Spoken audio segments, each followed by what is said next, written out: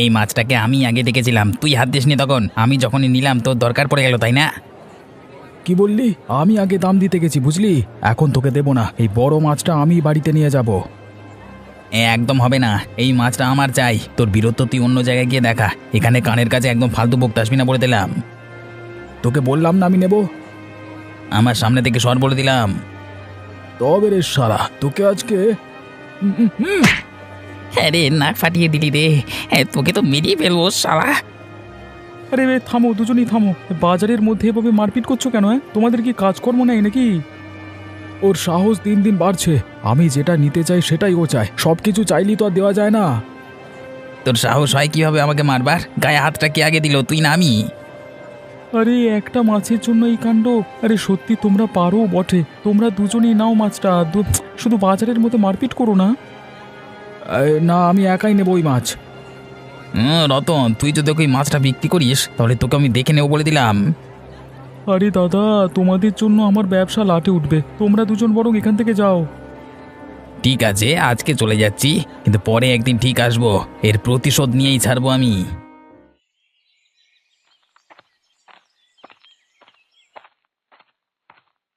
এই পূজা, আবার পড়াতে বসেছিস? এই গ্রামের ছেলে মেয়েদের ইংরেজি শিখিয়ে কি হবে? তার মানে শিক্ষার গুণ তুমি জানো না বলেই এরকম করে বলছো হরিপদ জেঠু? ওদের শিক্ষা দিলে ওরা মানুষের মতো মানুষ হবে। আরে ধুর, বেশি পড়াশোনা করলে সব কটা গাধা তৈরি হবে। এত গাধা চড়ানোর জন্য তো একটা লোক চাই নাকি? তোমার মতো মানুষদের জন্যই সমাজ আজও পিছিয়ে আছে। শিক্ষা আর শিক্ষিত মানুষদের তোমরা কোনোদিনই সহ্য করতে পারো না। আমাকে জ্ঞান দিতে আসবি না বলে দিলাম। আমার একদম জ্ঞান সহ্য হয় না। তোদেরকে ভালো কথা বলছি, এখানে এসব শিক্ষার নাটক করা বন্ধ কর। হিংসা ছাড়া তুমি আর কি বা শিখেছো? লোকের কানে শুধু বিষ ঢালতে পারো, তাছাড়া আর কিচ্ছু পারো না।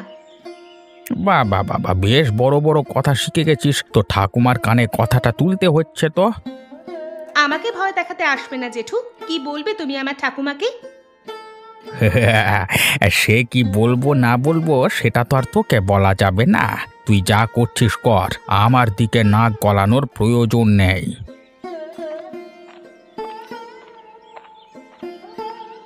শয়তান লোক কোথাকার, গ্রামের উন্নতি একদম দেখতে পারে না। একদিন না একদিন ঠিক সোজা হবে ও। উফ, আর পারছি না গিন্নি, প্রচন্ড বিরক্ত লাগছে। আমি মনে হচ্ছে আর বাজারে যাব না। আবার কি হলো? কিছু ঝামেলা হয়েছে নাকি? আরে ওই তো 3টে গ্রামের লোক একসাথে আসে, তারপর মাছের জন্য টানাটানি ঠেলাঠেলি, তারপর শুরু হয় ঝগড়া। সেখান থেকে একদম মারামারি, প্রচন্ড বিরক্তিকর অবস্থা। রোজ এই এক সমস্যা। আজ আবার কে কার সাথে লাগলো? খগেন আর গোপাল একটা মাছ নিয়ে মারামারি। তুমি ভাবতে পারছো গিন্নি? গোপাল তো নাক ফাটিয়ে ফেললো নগেনের। এ মা, কি ছোট লোক ওরা! এইভাবে মারপিট শুরু করতে পারলো? ওদের কি একবারও লজ্জা করলো না? আরে ওরা একেবারেই নির্লজ্জ। আর যত মারপিট ঝামেলা এসে লাগবে আমার দোকানের সামনে। তাহলে আমাদেরও গ্রামের মোড়লদের কিছু বলতে হবে। ওরা কিছুই বলবে না গো, শুধুমাত্র আমার সমস্যার জন্য তারা কি আর কিছু বলবে? তারা দিনের শেষে ভাগের টাকাটা পেয়ে গেলেই হলো, তাদের আর কিচ্ছু চাই না। তাহলে তোমাকে একটাই অনুরোধ করব, তুমি এভাবে দুম করে ব্যবসাটা বন্ধ করে দিও না। না হলে আমরা না খেতে পেরে মরে যাব। ঝামেলা না হয় একটু সহ্য করে নিলে, তারপর যা হয় দেখা যাবে। হ্যাঁ, তাছাড়া তো কোনো উপায় নেই। তুমি আমাকে দুটো খেতে দাও গিন্নি। এখন আমার প্রচণ্ড খিদে পেয়ে গেছে, মাথাটাও ধরেছে, বিরক্ত লাগছে গো। দেখো হরিপদ কাকা, দেখো আমার নাকের কি অবস্থা করেছে। দেখো গোপাল মেরে ফাটিয়ে দিয়েছে আজকে। এ বাবা, কি হাল করেছে রে! এভাবে কেউ কাউকে মারে নাকি? কি অবস্থা! বাজারে সবার সামনে এমন মার! অপমান অপমান, কি অপমানটাই না করলো আমাকে, কিভাবে আমাকে অপদস্থ করলো। ওর সাহস তো কম না, তোর সাথে এমন করেছে। তুই আমাদের গ্রামের ছেলে, তোর গায়ে হাত দেওয়া মানে আমার গায়ে হাত দেওয়া। তুই কি পাল্টা মারিসনি? কি আর বলবো কাকা, আমি মারতে গেছিলাম কিন্তু বাজারে লোকেরা আমাকে আটকে দিল, নলোকে দেখিয়ে দিতাম কি হাল করতে হয়। থাক থাক, ওসব বলে লাভ নেই। তোর সাথে এমন হয়েছে মানে আমাদের সবার সাথেই হয়েছে। এভাবে ছেড়ে দিলে চলবে না, বাপের নামটি ভুলিয়ে রেখে দিতে হবে। তুমি কি বলো কাকা, কি করা উচিত? আমাকে কিছু বুদ্ধি দাও তো। বুদ্ধি দেওয়ার কিছু নেই, পুরো মুখোমুখি খেলা হবে। এই গোপালের বাড়িতে গিয়ে ঝগড়া বাঁধিয়ে দেব, ওর জীবন অতিষ্ঠ করে তুলব। একদম ঠিক বলেছ। ওকে একমাত্র অশান্তিতে রাখলেই আমাদের মনের আশা পূর্ণ হবে। ওর নামে মিথ্যে অপবাদ ছড়িয়ে দেব। লোকজনকে বোঝাতে হবে গোপাল কত বড় বদমাস। তোর এই নাক ভাঙবার অছিলা নিয়েই ওর জীবনে সর্বনাশ করে ছাড়ব। এবার গোপালকে দেখাবো আসল খেলা। আমি এলাম ঠাকুমা। কোথায় তুমি? কি করছো তুমি? আয় মুখ পুরি, সকাল হলেই তো বাড়ি থেকে বেরিয়ে পাড়া বেড়াতে বেরিয়ে পড়িস। এখন বাড়ি এসে দেখতে চাইছিস বেঁচে আছি না মরে গেছি? এরকম করে বলছো কেন ঠাকুমা? আমি তো ভালো কাজ করতেই। তোকে আর ভালো কাজ করতে হবে না। তুই কবে বিয়ে করবি বলতো? এইভাবে আর কতদিন চলবে? তুই কি সারাটা জীবন এইভাবে বুড়ো হয়ে থাকবি নাকি? আমি তো তোমাকে কতবার বলেছি ঠাকুমা, আগে আমার একটা বড় স্বপ্ন আছে, সেটা পূরণ করব, তারপর বিয়ের কথা ভাববো। কি কি বড় স্বপ্ন? তোর ওই স্কুল করবার স্বপ্ন? দেখ, ছেঁড়া কাঁথায় শুয়ে লাখ টাকার স্বপ্ন দেখতে নেই, জানিস তো? আমি সবসময় এরকম বাজে চিন্তা ভাবনা করি না ঠাকুরমা। আমি যখন করব বলেছি তার মানে করে দেখাবোই দেখাবো, কেউ আমাকে আটকাতে পারবে না। এই জেদ, তোর এই জেদ খুব বাজে জিনিস। তুই ছোট্টবেলা থেকে আমার একটা কথা শুনিসনি, এখনো তুই সেরকম হয়েই আছিস। সময় হলে মানুষ বদলায় শুনেছি, কিন্তু তুই যে একদমই বদলাসনি। কারণ আমি গ্রামের জন্য ভালো কিছু করতে চাই, খারাপ কিছু উদ্দেশ্য আমার নেই। যতক্ষণ না আমি আমার উদ্দেশ্য সফল হব ততক্ষণ আমি থামবো না। তোকে কিচ্ছু বলবার নেই, তুই যা খুশি কর। তোকে আমি আর কোনো দিন কিচ্ছু বলবো না। রান্না করে খাবার রাখা আছে, খেয়ে নে। তোমার খাওয়া হয়ে গেছে? আমার খিদে নেই, খাবো না আমি। শুধু শুধু আমার উপর রাগ করে তুমি নিজের শরীরের ক্ষতি করো না ঠাকুমা। চলো, খেয়ে নেবে চলো। ওরে, তোর জন্য আমাকে কত কথা শুনতে হয় গ্রামের লোকের কাছে, তা তুই জানিস? তুই কি আমার কষ্টটা একটু বুঝিস না? ওই জন্যই তো লোকেদের শিক্ষিত করার প্রয়োজন ঠাকুমা, যাতে ওরা নিজেদের কাজ নিয়ে থাকে, লোকের বিষয়ে বেশি চিন্তা ভাবনা না করে। এখন খেয়ে নেবে চলো তো।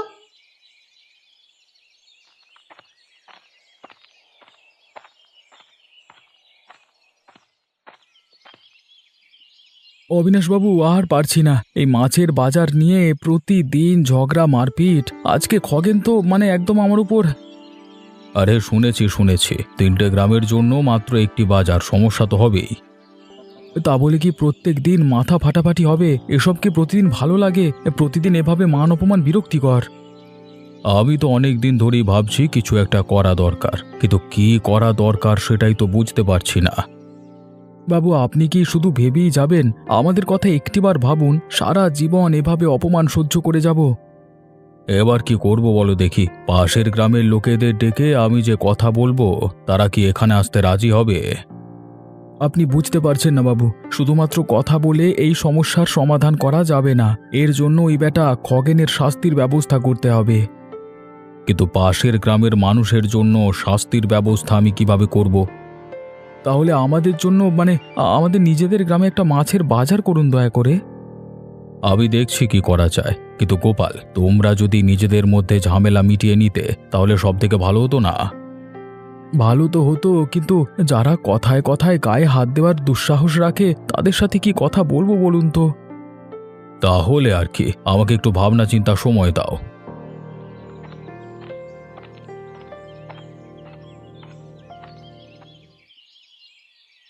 গিন্নি, আমি তাহলে চললাম, আমার ফিরতে দেরি হবে কেমন? এই শোনো, আবার মাছ নিয়ে বের হচ্ছ? আরে হ্যাঁ, তো কি হবে? বাজারে দেরি হলে ভালো মাছ পাবো না। কি হবে মানে? কালকের ঘটনা সব ভুলে গেলে? দরকার হলে একবার পুলিশের কাছে গিয়ে বলে এসো, যদি এরকম ঝামেলা হয় তাহলে। তুমি আমাকে হাসালে গিন্নি। আরে পুলিশেরা আমাদের মতো লোকেদের কথা শোনে না। আমাদের যদি বড় বড় হাত থাকতো তাহলে কিছু একটা করতো ওরা। তাহলে এইবারে যদি আবার ওরা এসে মারপিট করে তাহলে? আমি সিদ্ধান্ত নিয়েছি আমি আর ওসব লোকেদের মাছ বিক্রি করব না, একদম তাড়িয়ে দেব। আমার দোকানের সামনে থেকে একদম খেদিয়ে দেবো আর কি। সেটাই করবে, তাহলে এই ব্যাটারা জব্দ হবে। না গো গিন্নি, এখানে দাঁড়িয়ে কথা বলে লাভ নেই, অনেক খদ্দের এসে ফিরে চলে যেতে পারে। আমি তবে এলাম, কেমন? আচ্ছা বেশ, সাবধানে যেও। গোপাল, এই গোপাল, বেরিয়ে আয়। আজকে তোকে দেখে নেব। তোর এত সাহস আমাদের গ্রামের লোকেদের সাথে মারপিট করিস?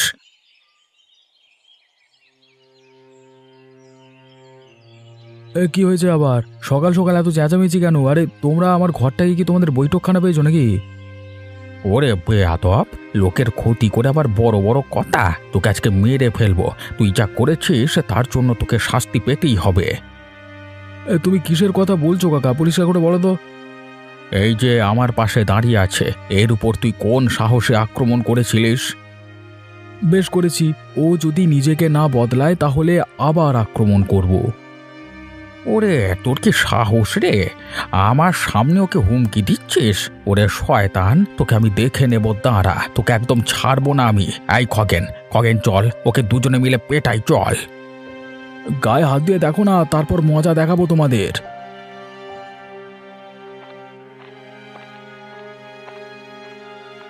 কি হচ্ছে এখানে?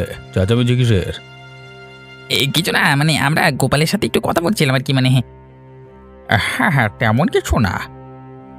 সত্যিটা হলো, এরা আমাকে সকালবেলাতে হুমকি দিতে এসেছিল, আমাকে দুজনে মিলে মারবে বলে ঠিক করেছিল। কি তোরা কি ভাবিস এই গ্রামে যা খুশি তাই করবি? তোদের মামার বাড়ির আবদার পেয়ে গেছিস নাকি? তোদের নামে অনেক কথাই আমি শুনতে পাই। হরিপদ কাকা, চলো এখান থেকে কেটে পড়ি। পরিস্থিতি খারাপের দিকে যাচ্ছে, এখানে থাকলে অসুবিধে আছে। গোপাল, তোমার সাথে পরে কথা হবে, কেমন? আমরা তবে এখান থেকে এলাম। এদের চোখের ভাষা বলে দিচ্ছে কিছু একটা কাণ্ড ঘটাতে চলেছে, সাবধানে থাকতে হবে। কি করা যায় বলুন তো? এইভাবে সকাল থেকে এসে যদি ঘরে ঝামেলা করতে থাকে তাহলে তো খুব মুশকিল। আজকে আপনি এসে গেলেন, তাই না হলে এরা যে কি করতো। আগে দেখে নি এরা ঠিক কি করতে চাইছে, তারপর তার ব্যবস্থা নেওয়া যাবে। এই দেখো, অক্ষরগুলো ভালো করে পড়তে হবে। একবার পড়লেই হবে না কিন্তু, বারবার পড়তে হবে। যতবার অনুশীলন করবে তত ভালোভাবে মনে রাখতে পারবে। আরে রতন কাকা যে, বাজার থেকে ফিরছো বুঝি? আরে পূজা, বেশ ভালো কাজ করছিস তো। যাচ্ছিলাম কিন্তু তোকে দেখে দাঁড়িয়ে পড়লাম। তুই তো দারুণ কাজ করছিস, মানে সত্যি আমরা খুব ভাগ্যবান তোর মতো মেয়ে পেয়ে, বুঝলি? কাকু, শিক্ষা ছাড়া সমাজে ভদ্রতা আসবে না। সবাই যদি পড়তে লিখতে শেখে তাহলে সমাজে অভদ্রতা কমবে। লোকজনের মধ্যে হিংসা। ওটা কমবে না, হিংসাটা সকলের মধ্যেই থাকবে। তবে হ্যাঁ, সকলে যদি নিজের নিজের কাজ নিয়ে ব্যস্ত হয়ে পড়ে তখন কিছু একটা হতে পারে, লোকের সম্বন্ধে চিন্তা কমতে পারে, তাই না? আসলে কি জানো তো কাকা, আমি এই ছোট ছোট ছেলেগুলোকে পড়িয়ে দারুণ আনন্দ পাই। আমার ইচ্ছা এই গ্রামের ছোটদের জন্য একটা স্কুল প্রতিষ্ঠা করা। তোর মতো মানুষেরই দরকার রে, এই কাজে আমিও তোকে সাহায্য করব। তুই কোনো চিন্তা করিস না।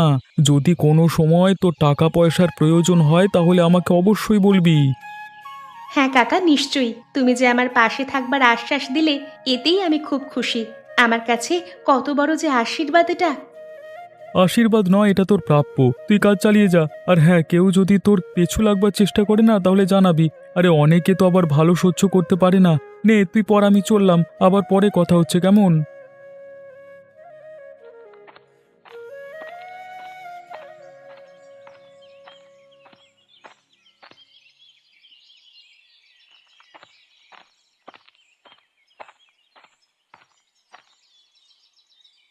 আরে এসো এসো বুড়িমা, তোমার সাথে একটা জরুরি কথা আছে, তোমাকে একটা কাজ করতে হবে। আপনি তলব করেছেন শুনেই আমি চলে এলাম। হ্যাঁ বাবু, বলুন কি কাজ? আমাদের 3 গ্রামের একটি মাত্র মাছের বাজারে তুমি ঝামেলার কথা শুনেছ কি? হ্যাঁ বাবু, শুনেছি বই কি। ওইখানে তো হামেশাই ঝামেলা লেগে থাকে। তাই তো বলছি একটা সমাধান খুঁজতে হবে। আসলে আমি ভাবছিলাম যদি একটা সমাধান করা যেত তাহলে ভালো হতো। কি সমাধান? মানে আমি কি সেখানে কোনো রকম সাহায্য করতে পারি? হ্যাঁ পারো। আমি ভাবছিলাম তুমি যদি এই গ্রামে মাছ বিক্রি করো তাহলে তো এই গ্রামের লোকেদের আর কোথাও যেতে হয় না। আমি মাছ বিক্রি করব এই বয়সে? আমার পক্ষে কি তা সম্ভব বাবু?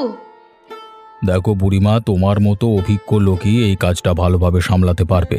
মাছ ধরতে তোমাকে যেতে হবে না, রতন প্রতিদিন তোমাকে মাছ দিয়ে যাবে। সেই ব্যবস্থা আমি করে নেব না হয় তো, এতে তোমার কিছুটা আর্থিক সাহায্য হবে। সেরকম যদি হয় তাহলে ঠিক আছে, আমার অসুবিধা নেই, আমি এই দায়িত্ব নিলাম। যাক, তুমি আমার দুশ্চিন্তা কমালে, আমি অনেকটা শান্তি পেলাম মানসিকভাবে। তাহলে কালকে থেকেই শুরু করে দিও, কেমন?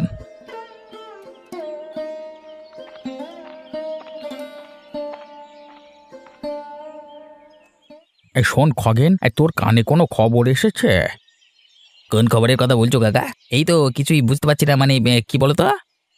আরে ওই গ্রামের ওই বুড়ি, এই অবিনাশ বাবু টাকা নিয়ে নিজের গ্রামের মাছের ব্যবসা খুলবে বলছে রে কাল থেকে, আর অবিনাশ বাবু তাকে সমর্থনও করছে। না না না না, এই কাজ তো কোনো মতেই করতে দেওয়া যায় না। বুড়ি এই বাজার বসালে আমাদের লাভের রাস্তা বন্ধ হয়ে যাবে, আমাদের আধিপত্য শেষ হয়ে যাবে, তখন কি হবে? আমরা থাকতে এই কাজ কখনো হতে দেব না, আমাদের এই কাজ বন্ধ করতেই হবে। তাতে যদি খারাপ পথ অনুসরণ করতে হয় তাহলে তাই হবে। বুড়ির উপর চাপ দিলে সে টলবে না, কিন্তু তার নাতনিটাকে যদি যদি পূজাকে একটু শিক্ষা দেওয়া যায় তাহলে বুড়ি ভয়ে বাজার বন্ধ করে দেবে, আর শুরু হওয়ার আগেই শেষ হয়ে যাবে। তাহলে তাই হোক, রাতে ওদের বাড়িতে গিয়ে ভয় দেখাবো, আর দরকার হলে একটু হুমকি দেব, ভয় দেখাবো। আর পূজা যদি ভয় পায় তাহলে বুড়ি নিজে থেকেই পিছু হটবে। তাহলে চলো আজকে রাতে ভয়ঙ্কর খেলা খেলে দিয়ে চলে আসি, আর সুটিয়া লাল করে দেবো বেটাদের। হ্যাঁ, আর এই অবিনাশের বাচ্চাটাকে আমি পরে দেখে নেব।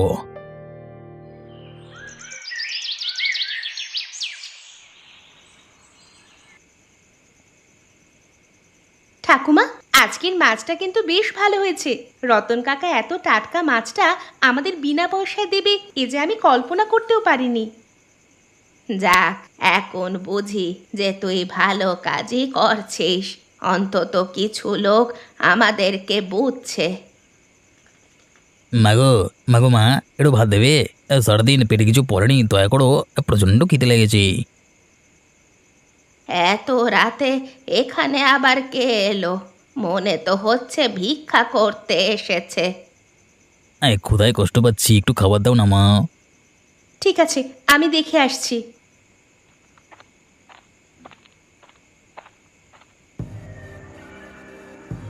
এই সালি, এবার তোদের বাঁচাবে কে? এ কি তোমরা কি চাও এখানে? আর এইভাবে এখানে ঢুকে এলে কেন? চুপ করে থাক, বেশি কথা বললে ভালো হবে না।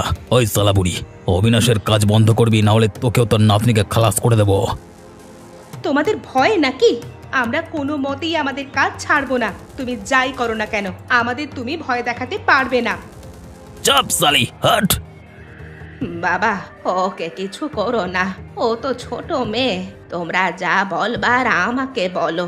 আমার কাজে যদি তোমার কোনো অসুবিধা হয় তাহলে আর কি করব বলো?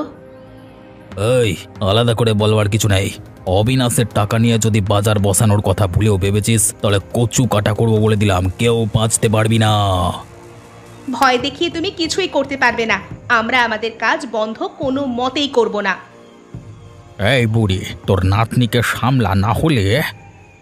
তুই তুই চুপ কর পূজা মা, ওদের সাথে তর্ক বিতর্ক করিস না। জুতিয়া লাল করে দেবো পূজা, তুই জানিস না আমরা কতটা ভয়ঙ্কর। একবার তোর 12টা বাজিয়ে দিলে তখন আর কিছুই করবার উপায় থাকবে না, ঠিক আছে?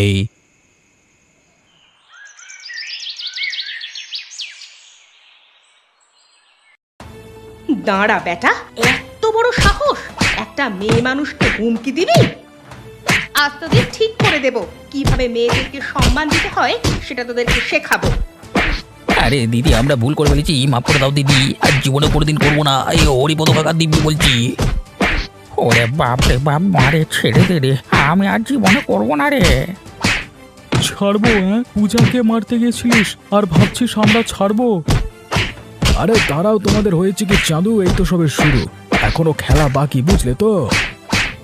শোনো, এই দুই বজ্জাত রাতের আধারে পূজাকে ভয় দেখিয়ে মেরেছে। এদেরকে ছেড়ে দিলে এরা আজকে এদের সাথে এমন ব্যবহার করেছে, কালকে তোমাদের ঘরের মা বউদের সাথে করবে। ওরে রতন, দাঁড়িয়ে থাকিস না, মার শালাদের। ওরে বাবারে, ছেড়ে দাও না, আমি আর কোনোদিন করবো না, কারোর ক্ষতি করবো না। বেটারা এবার ক্ষমা চা, মাপ চা, না হলে এখানেই ফেলে রাখবো তোদের, বলে দিলাম। এই পূজা, আমরা ভুল করেছি, মাফ করে দে। সত্যি খুব খারাপ করেছি রে, আর কখনো এমন করবো না। বেশি নাটক করিস না, এই গ্রামের লোক তোদের মুখ আর দেখতে চায় না। তোরা এই মুহূর্তে গ্রাম থেকে চলে যা বলে দিলাম, না হলে আরও মার তোদের কপালে আছে। তাহলে অবশেষে পাপ বিদেয় হলো। হ্যাঁ বাবু, আশা করছি এবারই মাছের বাজারে শান্তি নেমে আসবে। এই কাঠি করবার লোক থাকলো না কিনা, তাই বলছি আর কি, মানে। আর পূজা, তোর কোনো ভয় নেই, আমরা সব সময় তোদের পাশে আছি। আর আমাদের গ্রামের মেয়েদেরকে রক্ষা করবার জন্য মানে আমরা সব সময় সজাগ থাকবো। তুই তোর কাজ চালিয়ে যা, কোনো চিন্তা নেই তোর।